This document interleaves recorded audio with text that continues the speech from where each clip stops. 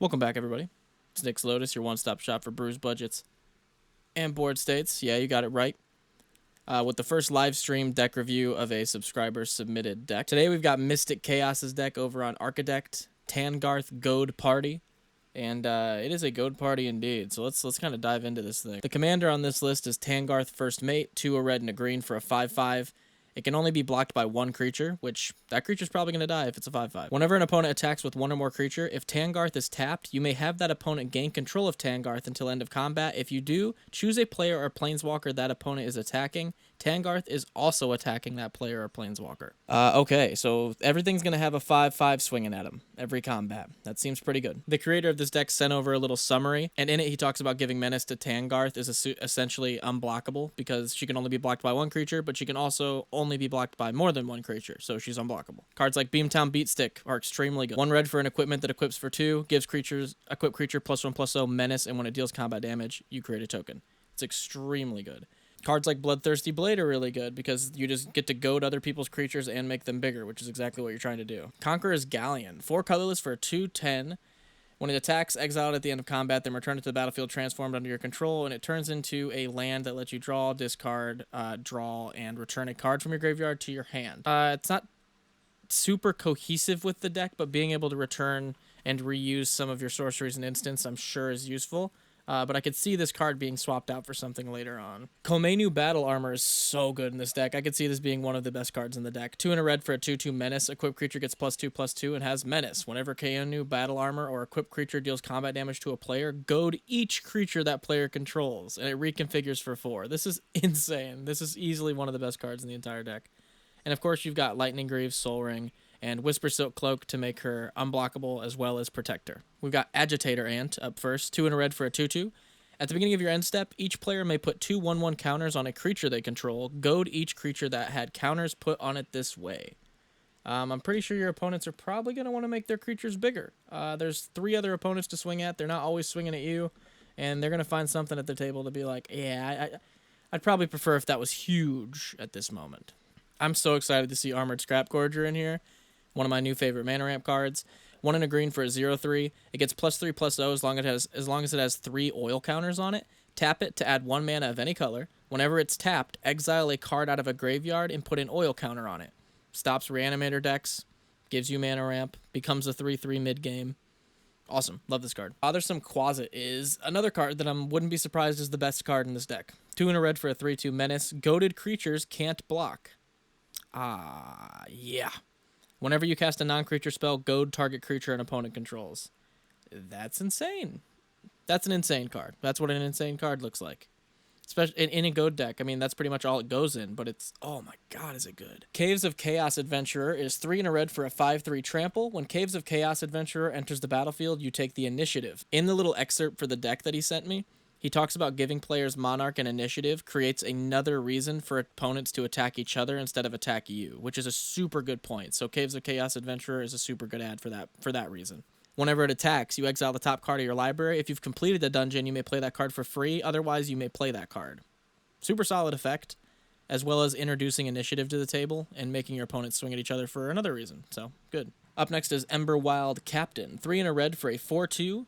When it enters the battlefield, you become the Monarch. Again, you're introducing something that incentivizes your opponents to swing at each other, which is great. Whenever an opponent attacks you while you're the Monarch, Emberwild Captain deals damage to that player equal to the number of cards in their hand. This is going to be a Monarch that's a little bit harder to take away because people are probably not going to want to be hit for 6 and 7 damage. Blue decks, probably way more. Frontier Warmonger looks like a card that was made for this deck. 3 and a red for a 4/4. Whenever one or more creatures attacks one of your opponents or a planeswalker they control, those creatures gain menace. That's exactly what we want. We want us not being attacked, and we want other people's creatures bashing our opponent's face.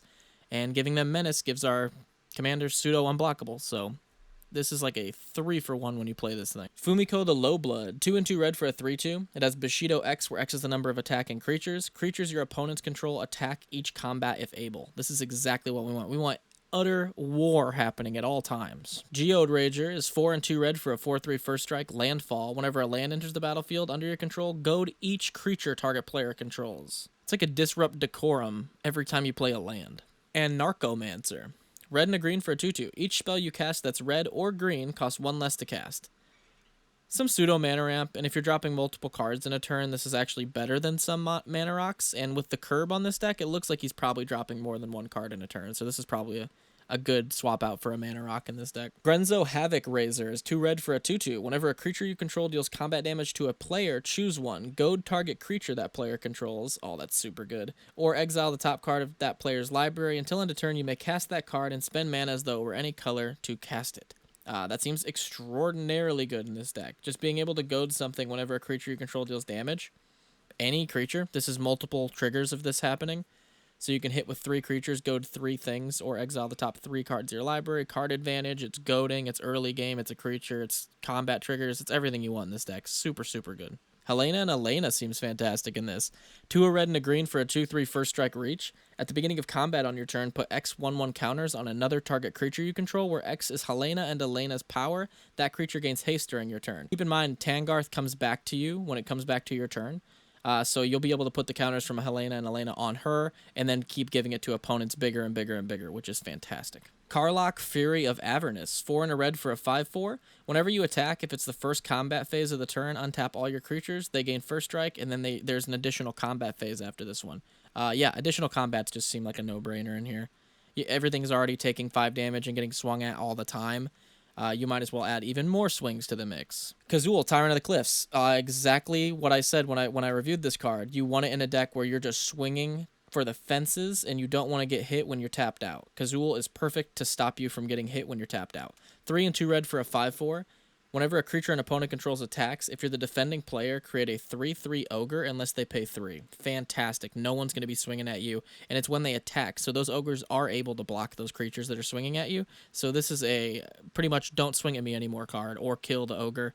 And if you're late game, they might not have a way to kill it. So this is extremely good ad. Next, we've got Karn the Betrayer, but not the Karn you think. 3 and a red for a 5/1. Karn the Betrayer attacks or blocks each combat if able. When you lose control of Karn the Betrayer, draw 2 cards. If damage would be dealt to Karn the Betrayer, prevent that damage, and an opponent of your choice gains control of it. This seems great in here.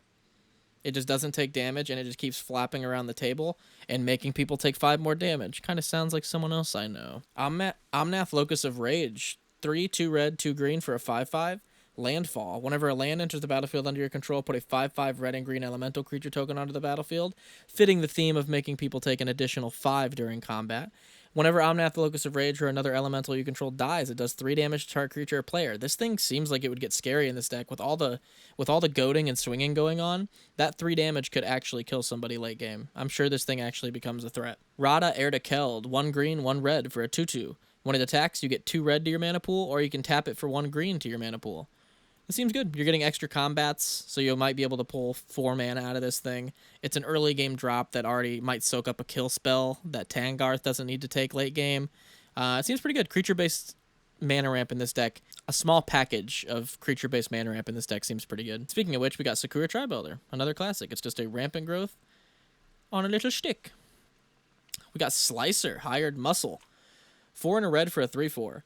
Double strike, haste. At the beginning of each opponent's upkeep, you may have that player gain control of Slicer until end of turn. If you do, untap it, goad it. It can't be sacrificed this turn. If you don't, convert it. So this is really cool. It's just another Tahngarth that has alternative things you can do because it can flip into Slicer High Speed Antagonist, which is a 3/2 first strike haste. Whenever it deals combat damage to a player, convert it at the end of turn. So you can just bash someone early game with this if you want to. Late game, you can let it sit and play, and it essentially acts as a second Tahngarth, which is actually really cool. That's a cool card. Stirring Bard, 3 and a red for a 0/4. Defender. When Stirring Bard enters the battlefield, you take the initiative, tap it, target creature gains menace and haste until end of turn. This seems great in this deck. This is a super, super cool deck. I like this a lot. You're introducing initiative, which we've already talked about, and you're also introducing menace, which we've already talked about. You're giving your commander haste, and it's a 0/4 body. This seems like a super good card in this deck. Sunder Shaman, 2 green, 2 red for a 5/5. Sunder Shaman can't be blocked by more than 1 creature. When it deals combat damage to a player, destroy an artifact or enchantment that player controls. This just seems good. You can test the waters with Tahngarth and be like, are they able to block 5/5s? And then if they're not, you just kind of drop this, and you're like, I'm going to start blowing up your stuff. Sorry. Taunting Kobold. 1 red for a 0/1 haste. Whenever Taunting Kobold attacks, goad target creature an opponent controls. It's not bad. It's not late game. It seems like it's not great. But it's not terrible. It does the Goad thing. It's a 1-drop early game. It might soak up a kill spell if they're getting really annoyed by it, which would be funny. Undermountain Adventurer. 3 and a green for a 3/4 Vigilance. When it enters the battlefield, you take the initiative. Tap it, add 2 green. If you've completed a dungeon, add 6 green instead. Oh my goodness. Yeah. Introduces the initiative. Massive mana ramp. Sure. Seems pretty good. Vengeful Ancestor. 2 and 2 red for a 3/4 flying. When it enters the battlefield or attacks, goad target creature. Whenever a goaded creature attacks, it deals 1 damage to its controller. Oh! This might have my vote for one of the best cards in the deck. Xenagos, God of Revels. 3 a red and a green for a 6/5 indestructible. As long as your devotion to red and green is less than 7, Xenagos isn't a creature. At the beginning of combat on your turn, another target creature you control gains haste and gets +X/+X until end of turn, where X is that creature's power. Yeah. Again, everyone's taking so much damage. People are taking so many stray left and rights in this deck that it's like Xenagos could just be like, hey, I can kill you this turn with Xenagos. It's very, very good. Garruk's Uprising. 2 and a green for an enchantment. Whenever Garruk's Uprising enters the battlefield, if you control a creature with power 4 or greater, draw a card. We do. Creatures you control have trample. Thank you. Whenever a creature with power 4 or greater enters the battlefield under your control, draw a card. We have others. Seems really good. Being able to draw a card off our commander being played is great. Giving our commander trample when we swing with it is great, on top of multiple combats with other creatures swinging with trample. Yeah, this seems like it's working with the deck great. Predatory Impetus. 4 and a green for an enchantment aura. Enchant creature. Enchant creature gets +3/+3. Must be blocked if able and is goaded. 5's kind of steep for this. I don't know how I feel about this. So far, Conqueror's Galleon and Predatory Impetus are the only 2 cards that I'm iffy on. That's just a lot. Like, it's a good ability. It's just a lot of mana for it. Rhythm of the Wild is 1 a red and a green for an enchantment. Creature spells you control can't be countered. Love it. Non-token creatures you control have Riot. They enter the battlefield with your choice of a 1/1 counter or haste. Oh yeah, making Tahngarth a 6/6 or just giving her haste if someone's open. Sure. And then past that, your creature's not being able to be countered. Ugh. It's so good. Rite of the Raging Storm. 3 and 2 red for an enchantment. Creatures named Lightning Rager can't attack you or a planeswalker you control. At the beginning of each player's upkeep, that player creates a 5/1 red elemental creature token named Lightning Rager. It has trample, haste, sacrifices at the end of turn. That is such a cool card. You're just getting more of your Tahngarths. Rune of the Deuce. 4 and a hybrid Gruul for enchant creature. Enchant creature is red. It gets double strike. If it's green, it has trample. I mean, that seems really good. Giving her double strike and trample. That's going to smack some face. 5's a little steep as well, but like this one just seems like you're getting more out of it in this deck especially. You're hitting hard with Shiny Impetus. 2 and a red for enchant creature. Enchant creature gets +2/+2 and is goaded. Whenever enchant creature attacks, you create a treasure token. Shiny Impetus is great in here. Sticky Fingers. 1 red for an enchantment aura. Enchant creature. Enchant creature has menace, and whenever this creature deals combat damage to a player, create a treasure token. Whenever enchant creature dies, draw a card. Oh, man. This is great. You're giving her unblockable for 1 red. You're getting treasure tokens, which you're going to get because she's unblockable. And then if they find any way to sack her, you just get to draw a card. Fantastic. Sticky Fingers might be one of the top cards in here as well. That's super good. We got Bolt Bend. 3 and a red for an instant. This spell costs 3 less to cast if you control a creature with power 4 or greater. Bolt Bend's great. I was thinking you don't control Tahngarth some of your turns, so you wouldn't be able to always get that thing, but it's still playable. And most of the time you're trying to Bolt Bend instants, which they're going to be playing during your turn, so... Force of Vigor. 2 and 2 green for an instant. If it's not your turn, you may exile a green card from your hand rather than pay its mana cost. Destroy up to 2 target artifacts and or enchantments. Yeah, that's great. That's just solid removal right there. Speaking of solid removal, Cloth's Will. X 2 red and a green for an instant. Choose 1. If you control your commander, you may choose both. Deals X damage to each creature without flying, or you can destroy X target artifacts or enchantments. Yeah. Super good in this deck. Trying to get rid of all those artifacts and enchantments.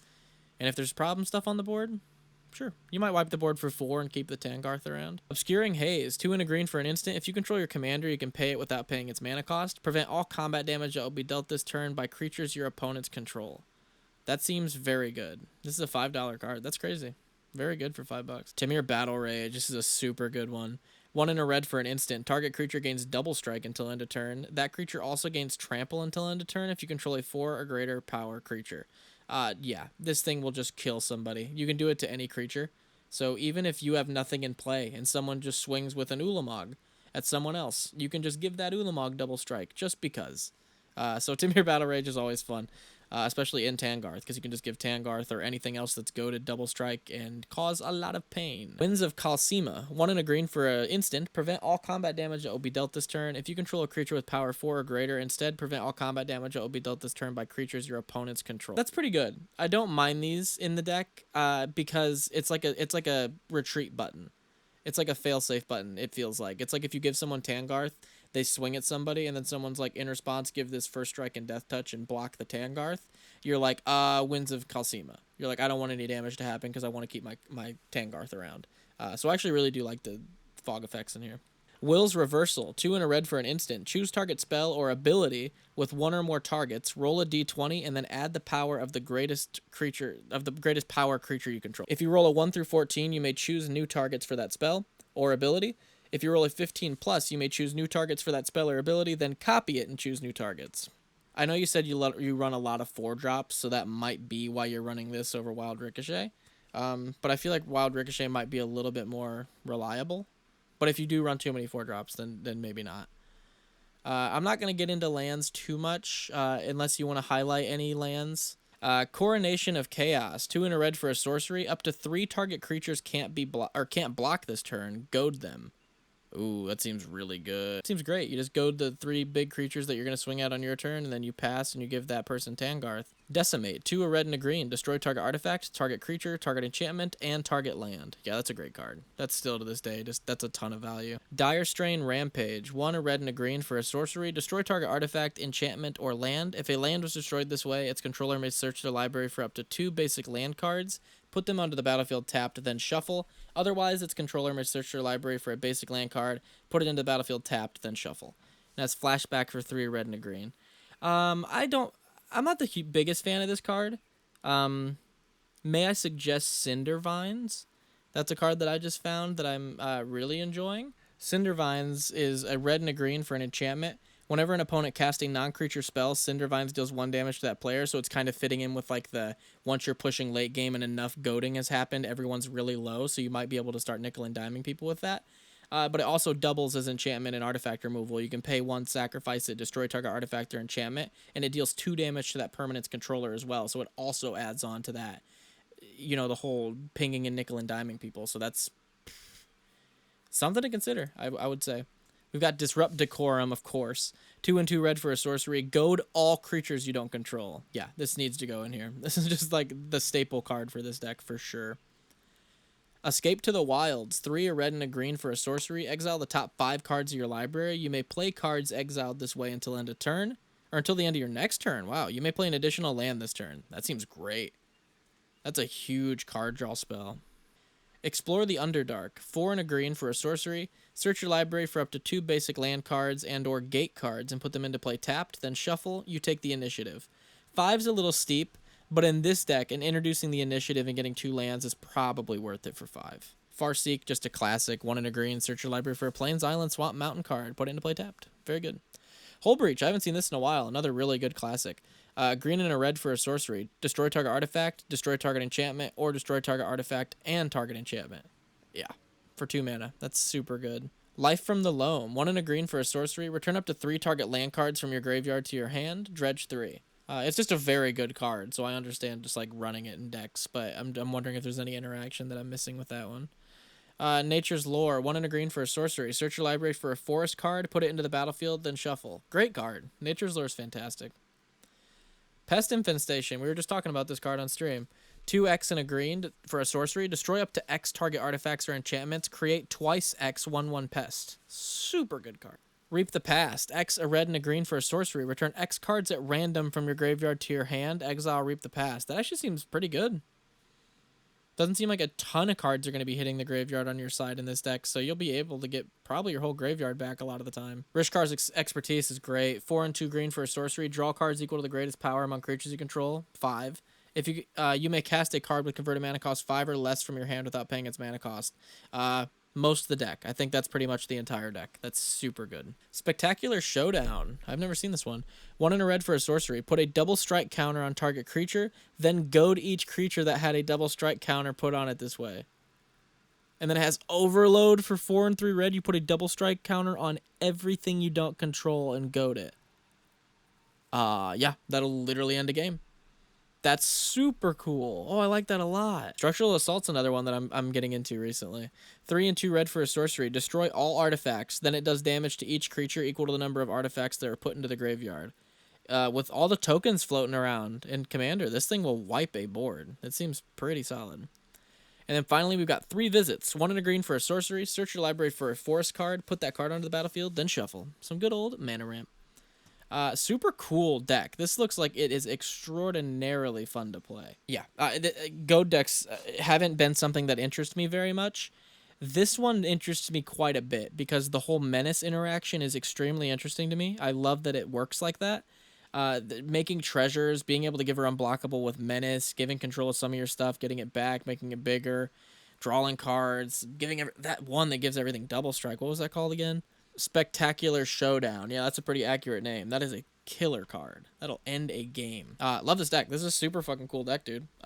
Huge fan. So when you sent me this, I saw the commander, and I saved some cards that I was going to run by you and just see what you think about them for the deck. Have you ever considered running Bedlam in this deck?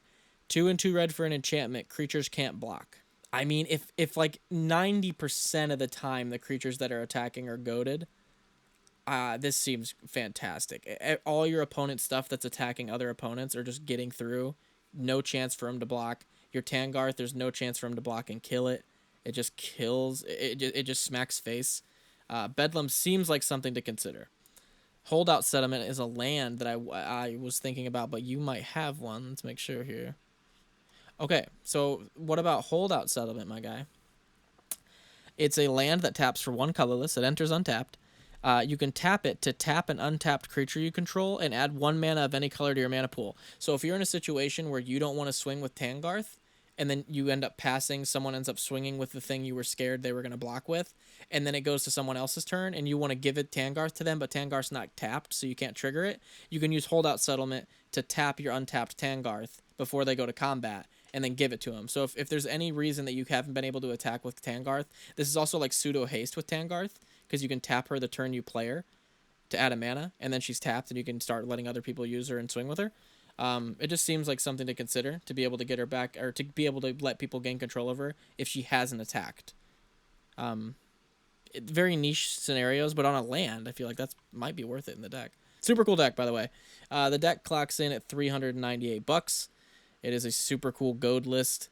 Definitely something to consider. There will be a link in the description for this deck if you want to go check it out.